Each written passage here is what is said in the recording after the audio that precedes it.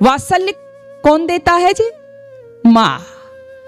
माँ के रूप में वात्सल्य बिखेरती थी आप, और आज भी बिखेर रही हो। माँ की महिमा तो सबसे निराली है। यदि माँ के आपने चरणों में बैठकर के आशीर्वाद नहीं लिया तो आप समझो आपका जीवन धन्य नहीं, सार्थक नहीं, आपने कुछ भी प्राप्त ही नहीं किया जीवन में। तो माँ बहुत उत्तम देवी है, सबसे बड़ी देवी है। माँ के चरणों में हमेशा झुक जाइए। माँ वात्सल्य देती है।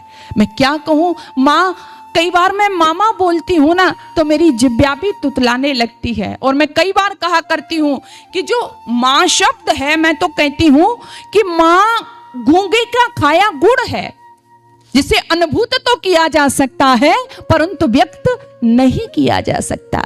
कई बार अपार वेदना होती है। आज समाज में जो देखते हैं कि वह माँ, जब छोटे बच्चे होते हैं ना तो कई बार घरों में हमने भी देखा, आपने भी देखा होगा, 2-3 बच्चे हैं घर में तो बच्चे लड़ते हैं, तेरी माँ नहीं है, मेरी माँ है। भाई से कहता है, छोटे भाई से बड़ा कहेगा तेरी नहीं है, मेरी है।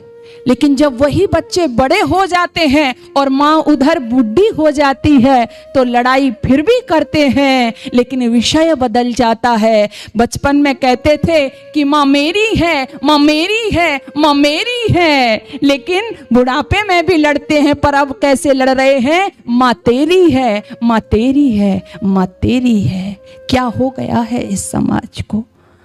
अब वात्सल्य का विग्रह थी आप, ममता का मर्म थी आप, वो शाश्वत प्रवाह थी जिसके सानिध्य में आकर के गूंगी सृष्टि बोलना सीखती है, लंगड़ी सृष्टि चलना सीखती है। माताओं, आवश्यकता है वात्सल्य के साथ साथ मैंने कहा ना कि पुत्री के रूप में संस्कार ग्रहण करती हो तो वो अवस्था होती है कि वो संस्कार आप बच्चों को दीजिए। कैसे हो गया इस समाज में? जब मैं बोलती हूं तो अपार वेदना होती है दिल में।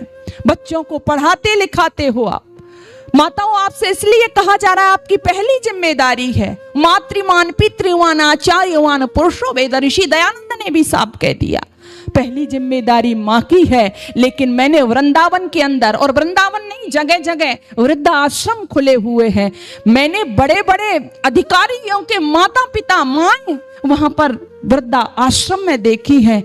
दिल रोता है मेरा, आपसे सच कह रही हूं। इसका कारण क्या हुआ मां? कि माताओं, बुरा मत मानना, आपने सुविधाएं तो बच्चों को दी, आपने उनकी आवश्यकताएं पूर्ति तो की, लेकिन जो देना चाहिए था, मैं तो कहा करती हूं उनको कार नहीं देती, आप संस्कार दे देती। यदि संस्कार तुमने दे दिए होते बच्चों को तो आज आपको वृद्धाश्रम में नहीं रहना पड़ता। ये तो वो देश है कि श्रवण कुमार अपने कंधे पर माता पिता को उठा करके भ्रमण कराता फिरा। श्रवण कुमार के देश में माता पिता वृद्धा आश्रम में व्यवस्थित हो जाए।